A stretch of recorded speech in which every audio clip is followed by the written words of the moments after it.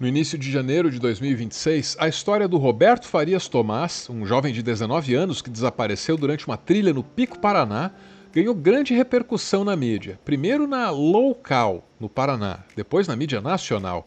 E enquanto as equipes de resgate faziam o possível para encontrar o Roberto, os programas policiais apresentavam ao Brasil a Tayane, a amiga que convidou o Roberto para a trilha e largou ele no ponto mais perigoso, assim que ele começou a passar mal. E aí agora ele tá desaparecido. Tá desaparecido. E agora, como é que fica a cabeça?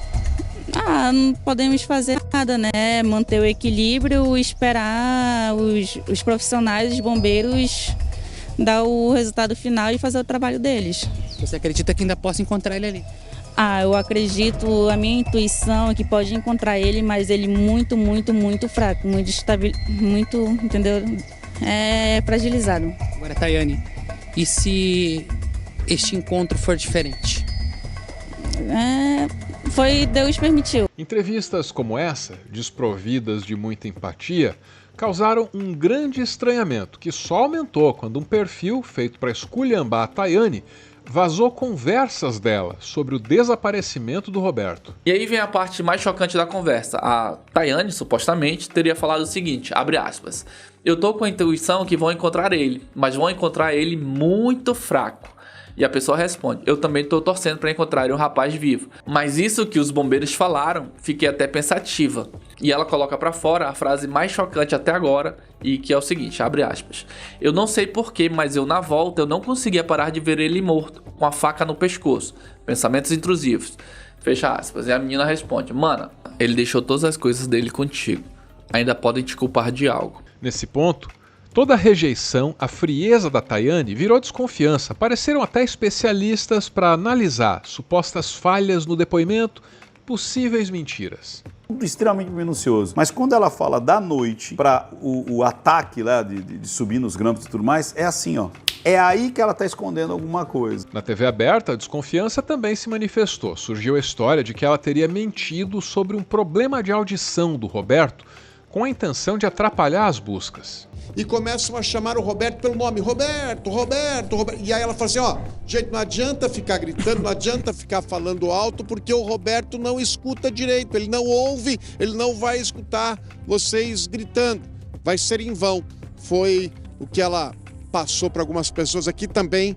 Tá estranho esse depoimento da Tayane aqui e a família pede uma investigação por parte da Polícia Civil do Paraná. Enquanto as especulações aumentavam, a jovem Tayane também não se ajudava. Aqui vão algumas frases que ela compartilhou com o público no Instagram, enquanto o Roberto estava desaparecido. Primeira delas, aprendizado. Nunca mais andar com alguém que não é experiente em trilhas. Não é seu estilo de vida e não tem pique para isso. Ou ainda, só aceito o julgamento dos magros. Quem não tem a coragem e a disposição que eu tenho, os gordos, os sedentários, preguiçosos, medroso, calem a boca. E por fim, interrogações, investigações. Eita 2026, kkkkkkkk, feliz ano novo. Com tudo isso, criou-se uma dúvida na audiência. Roberto poderia ter se perdido, mas também poderia ter sido morto? Os programas policiais adoraram, e um deles acabou demonstrando isso para o público, ainda que por acidente. Não, e assim, no final a gente passou de novo eles, mesmo com a mesma história. Eu falei, então, acho que deu 4,3 até o momento que a gente estava junto, 4,3 a 3,3 de média, para nós. Dia 2 de janeiro. Podia ter um desaparecido por dia. Eu preciso ir cagar primeiro, gente. Desculpa falar assim, eu tô segurando desde as 11h30.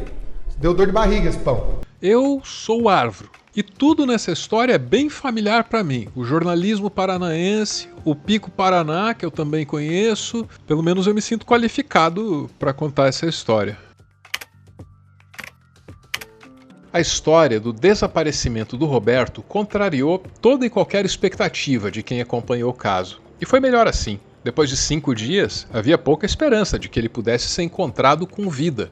Mas foi isso que aconteceu. E Roberto Farias Tomás, de 20 anos, um jovem que estava desaparecido no Pico Paraná desde o dia 1º do ano, foi encontrado hoje de manhã depois de caminhar mais de 20 quilômetros para conseguir ajuda. De acordo com os bombeiros paranaenses, Roberto chegou sozinho até a base da montanha em uma fazenda na região de Antonina. O jovem subiu a montanha em Campina Grande do Sul, na região metropolitana de Curitiba, no dia 31, acompanhado de uma amiga. Roberto foi encontrado com vida, ou talvez até melhor, porque Roberto não foi encontrado, Roberto encontrou.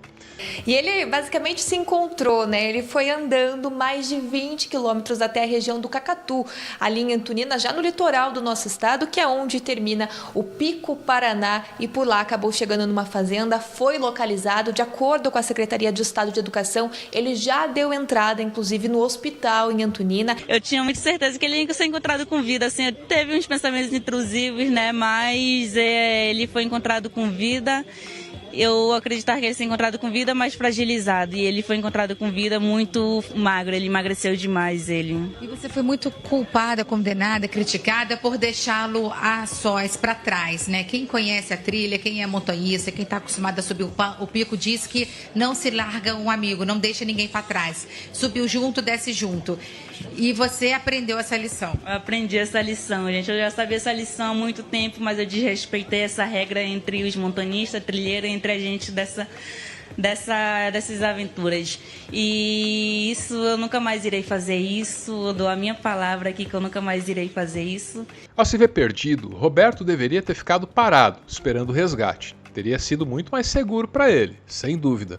Por outro lado, a jornada de 5 dias, rio abaixo, demonstrou uma força que torna o final dessa história muito mais satisfatório. O Roberto foi abandonado porque a Tayane o considerou fraco, atrapalhado, incapaz. Gente, eu tô me estressando com essa pessoa aqui, ó. Essa pessoa é estressada. Hã? Você é muito revoltada com a vida. Não, revoltada com a vida não. Ele é estressante, ele é devagar. Ele é devagar, ele é lento. Eu tô atrás de você. Não, mas tipo... Eu tô indo devagar, pô. Mas ele é... Eu sou lento, não. Aquela pessoa assim, toda atrapalhada, sabe? que dá raiva. Respiração atrapalhada? Ó, tô falando uma coisa, ele fala outra. Infantilidade. Ai, pronto. Nossa, ela vai começar a colocar isso daí como bomba como se eu fizesse sempre, olha. Do nada, ele é estressante, sério, estressante mesmo. Eu tô fazendo uma coisa, se eu tô pegando a faca, botando no coisa assim, ele já tem que estar segurando o suporte da faca pra eu meter e pronto. Trabalho duplo, entendeu? Rápido. Esse vídeo foi compartilhado pela própria Tayane, e o fato dela jogar isso na internet mostra que ela não tem muita noção do quão inadequadas são as palavras, os comportamentos dela. Poucas horas antes de ser abandonado, o Roberto ouviu da Tayane que ele só estava ali porque ninguém mais tinha aceitado o convite dela. Depois de muito sacrifício para montar essa barraca. Embaixo de chuva, porque essa pessoa aqui, ó, era a única companhia que tinha para vir comigo nessa virada de ano. Pronto. E eu falei para ele, eu tenho pena da mulher dele, eu tenho pena da mulher dele. Eu tô falando sério, tô sendo sincera aqui, falando na cara dele. Pode ter. Que, nossa, ele é estressante, ele... Eu sou tudo isso. Ele é tudo isso mesmo, ele é estressante, ele é devagar, ele é lento. Eu tô fazendo uma coisa, eu falo, faz isso, ele não presta atenção, ele não... Você fala? Você só brinca, só. Lógico que eu sou idiota. Eu... Dá vontade de xingar mais do que idiota ele, cara. Dá pra eu xingar de... Tudo é braba você. Ai, nossa, ele é estressante demais. Mas ele era a única pessoa que tinha pra conseguir... vir comigo. E o Roberto, depois de toda essa humilhação, mostrou para Tayane que havia muito mais força e fibra nele do que ela enxergava. Dessa forma, o exemplo do jovem Roberto se torna inspirador. É o exemplo de alguém que, ao ser largado para morrer, não se abandona. Tayane pode até não acreditar em Roberto, mas Roberto não perde a fé em si. Tayane pode até não dar valor para a vida do Roberto, mas o Roberto continua querendo viver mesmo assim e luta até o final. A Tayane pode até ficar com os pertences do Roberto, mas o Roberto se vira sem eles. A Tayane pode até debochar dos riscos, mas o Roberto enfrenta esses riscos aí com seriedade. E pelas trilhas da vida, todos nós encontraremos em um momento ou outro uma Tayane por aí. Uma Tayane que, ao contrário do que pretendem os misóginos, não precisa ser necessariamente uma moça em que se tem algum interesse. Pode ser um chefe, um colega de trabalho, talvez até um bro. Aí, todos nós podemos nos inspirar no exemplo do Roberto. Essa inspiração só não pode ser literal demais, hein? Na natureza selvagem, a empáfia de uma Tayane não faz muito bem. Mas o Roberto também errou. Ele podia estar mais preparado, como explica aí o montanhista Pedro Hauck. Eu diria que a história dele é muito interessante, né, pela toda a questão da sobrevivência e tudo mais, da superação. Mas não coloquem o Roberto como herói. O Roberto, na verdade, ele foi uma pessoa muito negligente. Essa época que ele foi fazer o montanha não é uma época apropriada, pelo contrário, é uma época que a gente não recomenda que você vá ao Pico Paraná, por ser época de chuvas, por ser época de calor extremo. E também o Roberto foi uma pessoa imperita. Ele não estava bem equipado, não é? E não sabia aonde ele estava e exatamente o que ele estava fazendo. Tem uma série de objetos simples e baratos que poderiam ter poupado o Roberto de muito sofrimento aí nessa história. Ele passou mal porque bebeu água imprópria para o consumo. Uma pastilha de cloro teria evitado isso por uns 10 reais, 15. Ao se perder, o ideal era ter ficado parado, sinalizando a posição dele para quem pudesse resgatá-lo. E sinalizar a posição se faz com um apito, custa o quê? Uns 20 reais? Para não se perder, existem aplicativos, como o Wikiloc, onde trilheiros experientes compartilham o mapa da trilha para os novatos seguirem com bem menos risco. E no vídeo de hoje eu vou mostrar para vocês o Wikiloc. Vamos pesquisar Pico Paraná. Marca certinho todo o percurso. Se você clicar aqui em cima vai mostrar toda a descrição. Eu sempre sigo esse Johnny S, ele faz umas marcações muito boas e a trilha é sempre bem demarcada certinho. Como vocês podem ver aqui assim no mapa, ó, ele coloca todos os pontos. Verdade. Muito obrigado, Johnny S. Continuando. Uma mochila para montanha não precisa ter assim muita coisa, mas precisa ter as coisas certas. E falando em montar mochila, um breve parêntese. Esse é o Rick Steves, no auge dele nos anos 90. Esse cara foi tudo aquilo que todo blogueirinho de viagem quer ser, e muito antes da internet ou do conceito de blogueirinho. Ele de fato viajou muito, escreveu dezenas de livros, deu cursos ensinando a viajar fácil, barato, sem perrengue. E a lição na qual ele mais insistiu durante a vida inteira foi: quem viaja mais leve, viaja mais longe. Ele nunca voltou atrás nessa recomendação. Mesmo hoje, muito mais velho, ele se orgulha de conseguir passar meses fora de casa com uma mochilinha mais a bagagem de mão. E o segredo para isso está em priorizar a versatilidade das peças de roupa que ele leva na bagagem. A ideia é levar menos roupas que ele possa usar mais vezes e em mais ocasiões. As peças da Insider se encaixam muito bem nessa filosofia. Tecnologia anti-odor significa que você pode usar mais vezes sem precisar lavar. Passar essas roupas é igualmente dispensável. Sai da mala prontinha para o uso, independentemente do caos da sua mala. Se você está precisando de roupa para montar a sua mala, dá uma passada no site da Insider. Dizem que viajar é bom, né? Porque embora a experiência da viagem termine, ela gera memórias que acabam ficando lições que você leva para a vida. É um tremendo de um clichê, eu sei disso, mas é um clichê bem verdadeiro. Essas memórias, essas lições que ficam para a vida toda começam já na hora de montar a bagagem.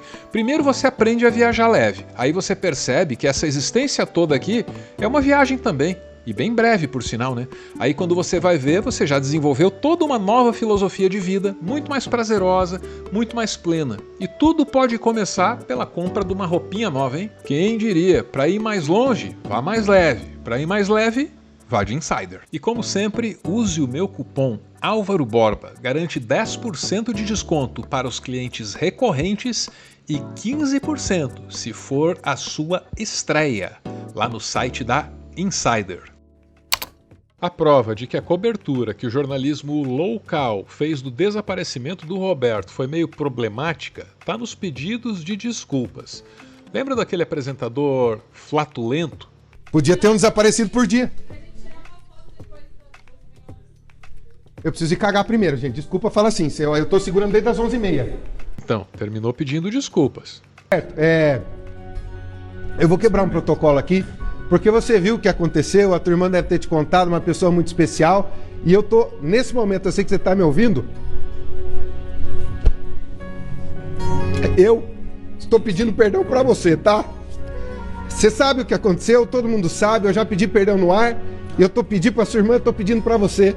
De um comentário infeliz que vazou, que não era a intenção. Em outro canal, outro pedido de desculpas. E esse, quem diria, foi endereçado para Tayane. Quero lhe pedir perdão. Porque eu não falei nada no ar, a gente não pode externalizar, mas, sinceramente, no meu coração eu estava tão desesperado com relação ao Roberto, que a gente se emociona com as coisas aqui. Que eu falei, será que essa menina fez alguma coisa contra ele? E tá aí a resposta, não fez nada, né? O que fez, e você admitiu o erro, é que acabou se distanciando dele na trilha. Isso não pode fazer, mas a gente tem que entender algo. Uma coisa é ter deixado, às vezes, um amigo para trás na trilha. Outra coisa é fazer uma maldade a ponto de empurrar. Muita gente criou teorias, não é? Então, assim, eu, publicamente, e eu compartilho da tua emoção, porque eu me emocionei quando o Roberto foi encontrado hoje pela manhã, de verdade eu me emocionei. Mas eu compartilho da tua emoção também, então eu te peço esse perdão e eu tenho certeza que eu falo em nome de muita gente que ficou desconfiada. Embora seja pouco protocolar, o pedido de desculpas é bem-vindo, porque não cabe a quem reporta uma determinada situação dar esse ou aquele personagem da história como suspeito. O mais natural e o mais ético é deixar que uma investigação policial faça isso primeiro. No caso em questão, a Polícia Civil agiu de maneira cautelosa, correta. Ainda assim, a imprensa e boa parte da audiência estavam ali, convictas de que os indícios estavam presentes. Mas as informações que vão chegando, e eu sei que você também aí tá achando essa história muito estranha. Eu tenho que dizer, eu tô achando estranha. Nada se encaixa. Em algumas ocasiões, a família do Roberto foi convidada a comentar esses supostos indícios. Recebi a informação. Por que ela falou isso? Por que ela falou que não adianta ficar chamando por ele porque ele não escuta direito? Aí a gente precisa aguardar ela voltar, por isso que eu preciso da civil aqui. A gente precisa perguntar as coisas para ela, as informações que não foi falado. Ela não falou isso quando eu conversei com ela, entendeu? É por isso que eu tava até mais abalada quando ele veio e contou, porque são informações que eu não tinha escutado ainda e aí fica mais desesperador. Então, assim, eu tô montando um quebra-cabeça, né? E aí, quando ele fez, me desestruturou por conta das informações que ele trouxe que eu não tinha. Você acha que a Tayane, por exemplo, pode ter visto alguma coisa, sabe alguma coisa que ela está escondendo? Eu não sei te dizer, eu não vou me comprometer a ponto de falar isso, mas eu quero que a Polícia Civil, que tem conhecimento para isso, venha nos ajudar a perguntar, a ver o que pode ser feito, a questionar e a gente descobrir o que falta das peças desse quebra-cabeça. Essa dando entrevista é a Renata, irmã do Roberto. Para mim, a verdadeira heroína dessa história é essa mulher. Cobrou a atuação do poder público, alertou para os golpistas que andavam pedindo pix em nome da família e, principalmente, manteve o equilíbrio, mesmo em entrevistas como essa, em que ela foi incentivada a fazer acusações que mais tarde se provariam falsas. Mesmo quando tudo incentivava a Renata a se deixar levar pelas emoções, ela se manteve firme, racional, prática, pragmática. Muita gente na imprensa local se esforçou para que a Renata manifestasse raiva, desespero ou outras coisas diante das câmeras. Mas ela segurou. No fim, só manifestou mesmo foi alívio. E na hora certa. No dia 31, quando era um pouquinho antes da meia-noite, eu mandei uma mensagem para você e eu sabia que você não ia receber, porque você estava lá em cima, né? Mas eu tinha certeza que você ia ler. E aí, você ainda não leu, né? Não li a mensagem. Então, essa é a mensagem, ó. O que diz aí, Roberto? Oi, feliz ano novo. Com muita saúde e prosperidade. Amo você. E mandou uma foto de quando eu tava formado. Eu também te amo. E ela disse, garantiu que você ia ver essa mensagem, hein? Veio um momento. Esse momento é Olha, momento de muita emoção, gente. Porque a Renata, ela é como uma mãe, é a mãe na verdade, porque desde os 6 anos de idade cria o Roberto. E aí a gente vê que ela disse com convicção, inclusive no microfone aqui da RIC, ele vai ver a mensagem. Se a Renata tivesse mordido a isca e tivesse acusado a Tayane, como insistiram tantos jornalistas lá de Curitiba, a essas alturas, a Tayane teria sido transformada numa vítima, apesar dos seus comportamentos questionáveis. O desaparecimento do Roberto só não virou uma nova escola base graças ao bom senso dessa mulher, porque se dependesse da imprensa local, o desfecho seria outro. Parabéns, Renata.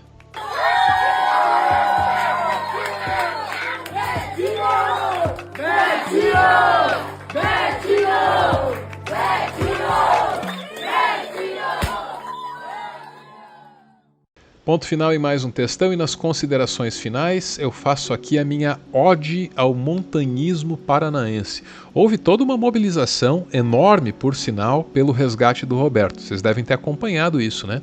E toda vez que uma coisa assim acontece, o esforço dos montanhistas tende a não ser assim muito bem recompensado, porque algo muito negativo vem na sequência. As autoridades locais ganham um argumento. A cada vez que alguém some lá, as autoridades locais ganham um argumento para fechar trilha, para impedir acesso, para dificultar a prática do montanhismo, muito embora os montanhistas sempre se revelem solidários, solícitos diante de qualquer imprevisto desses, né? Então, eu encerro pedindo mesmo, com muita humildade, com muita sinceridade, que o nosso IAT, é o Instituto Água e Terra lá no Paraná, que o IAT dê para a Federação Paranaense de Montanhismo o reconhecimento, o respeito, o diálogo que ela merece. Vamos deixar os montanhistas opinarem, né, na gestão desses espaços. Vamos ouvir esses caras com muito respeito, com reverência até, porque o montanhismo ele forma gente preparada para enfrentar as hostilidades da natureza, mas forma gente preparada para as hostilidades da vida também. Forma gente preparada, gente previdente, gente que tem todo um código, um conjunto de valores, uma ética, coisas que fazem bem para a comunidade local, para a sociedade, sabe? Então o montanhismo paranaense, de verdade, assim, é uma das melhores coisas que o Paraná tem para oferecer.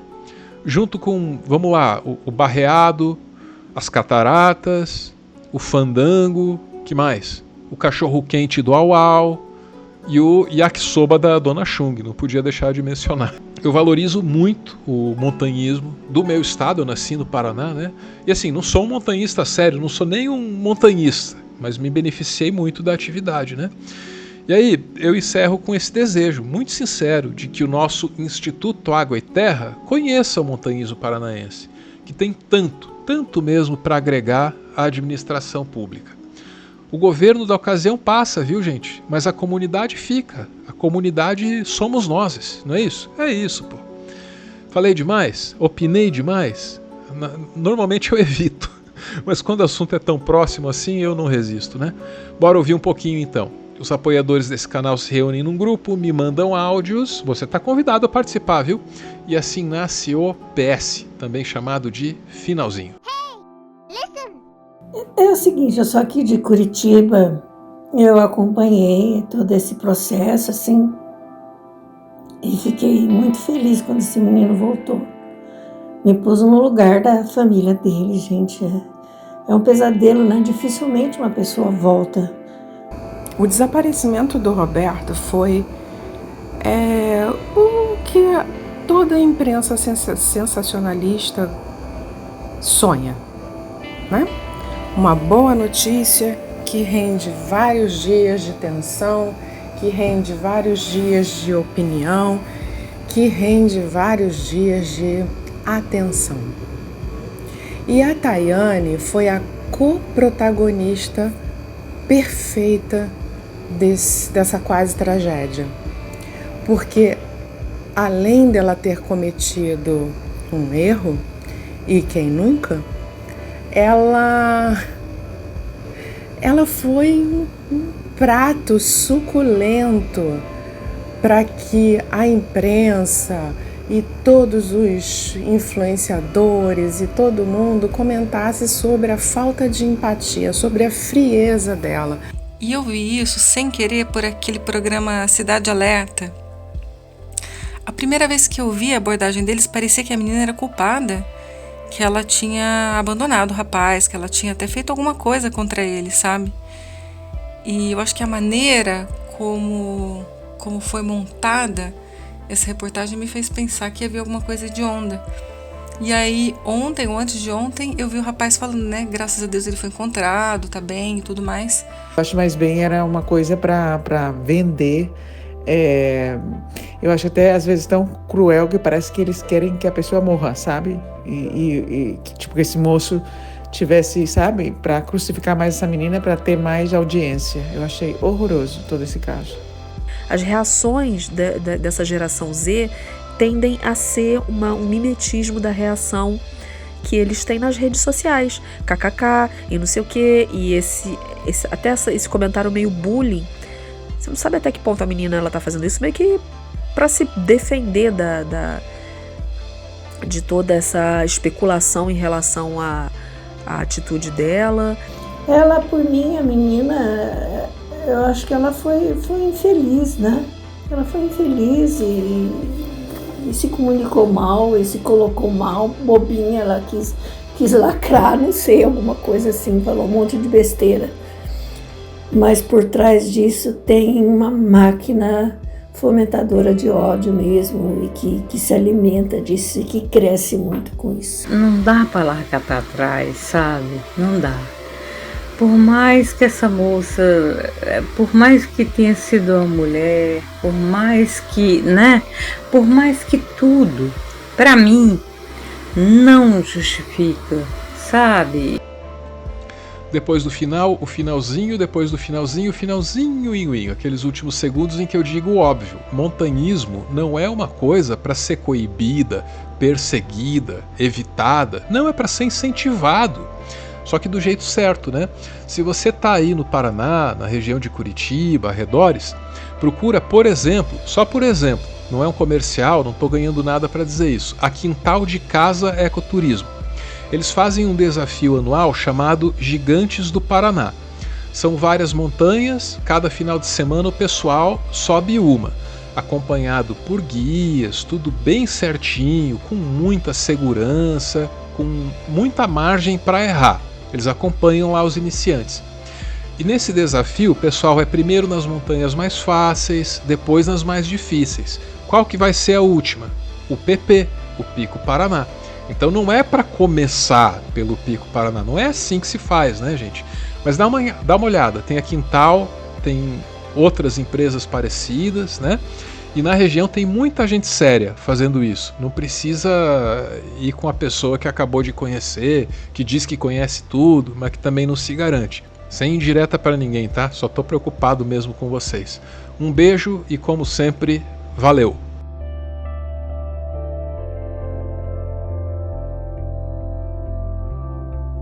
Eu preciso ir cagar primeiro, gente. Desculpa falar assim, eu tô segurando desde as 11h30.